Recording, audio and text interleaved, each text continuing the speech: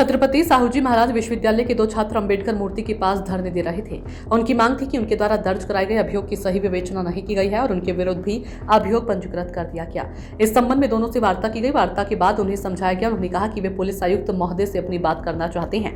तत्पश्चात वे पुलिस आयुक्त से मिले और अपनी बात रखी। पुलिस आयुक्त महोदय द्वारा उन्हें आश्वासन दिया कि मामले की निष्पक्ष जांच की जाएगी तथा उनके कथनों और साक्ष्यों का परीक्षण कर आगे की कार्रवाई की जाएगी। वर्तमान में उन्होंने बताया कि उनकी बात सुन ली गई है और उन्हें विश्वास है कि पुलिस उनके साथ न्याय करेगी। उन्हें समुचित रूप से समझा दिया गया है। मेरा नाम सचिन चंद्रा है।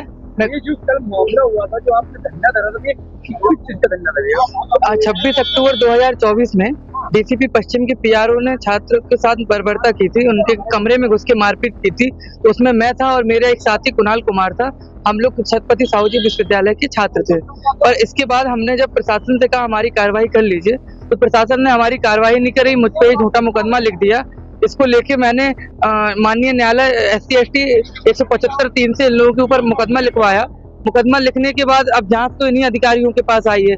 अधिकारी अपनी जांच सही से नहीं कर रहे हैं। मैंने इस केस पे 1.5 साल अपना समय दिया, मैं कॉलेज नहीं जा पाया। उसके बाद मुझे अब जान से मारने की कानपुर प्रशासन के द्वारा धमकियां मिल रही हैं। इसमें जान से मारने धमकी किसने दिया? ये हमको एक बार ACP कर्नलगंज के ऑफिस में धमकी दी गई थी, पर वो 3 स्टार थे, उनका मुझे नाम और चेहरा नहीं याद है, क्योंकि हम जब अपने बयान लिखवाने गए थे, क्योंकि मेरे जांच अधिकारी ACP कर्नलगंज हैं जो कि SC/ST की जांच कर रहे हैं। एक बार हमको विश्वविद्यालय के पीछे धमकी दी गई।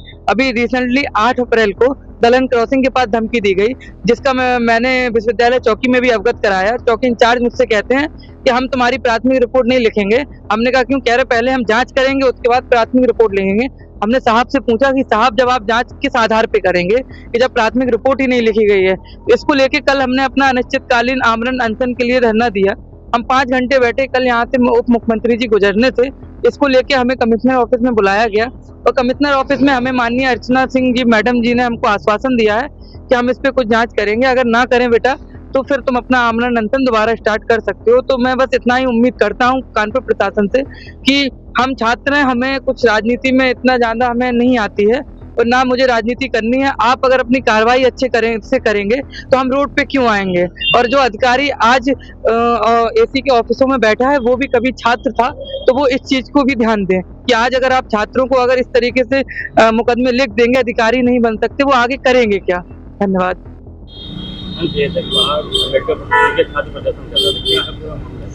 ये छत्रपति साहूजी महाराज यूनिवर्सिटी के 2 छात्र सचिन और कुणाल अंबेडकर मूर्ति के पास आज धरना दे रहे थे और उनका मांग था कि उन्होंने एक अभियोग पंजीकृत कराया है, उसकी सही विवेचना नहीं की गई और उनके विरुद्ध गलत अभियोग पंजीकृत कर दिया गया है।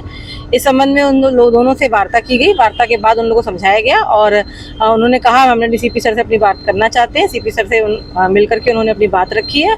सर ने उन्हें आश्वासन दिया है कि निष्पक्ष जाँच की जाएगी। उनकी जो ग्रीवांसेस हैं उसको सही तरीके से सुन करके और उनके साक्ष्यों का परिलक्षण कर करके आगे कार्रवाई की जाएगी। जी, अभी उन लोगों ने कहा है कि हमारी जो बात सुन ली गई है और हमें विश्वास है कि पुलिस हमारे साथ सही करेगी और वो समझा दिया गया है।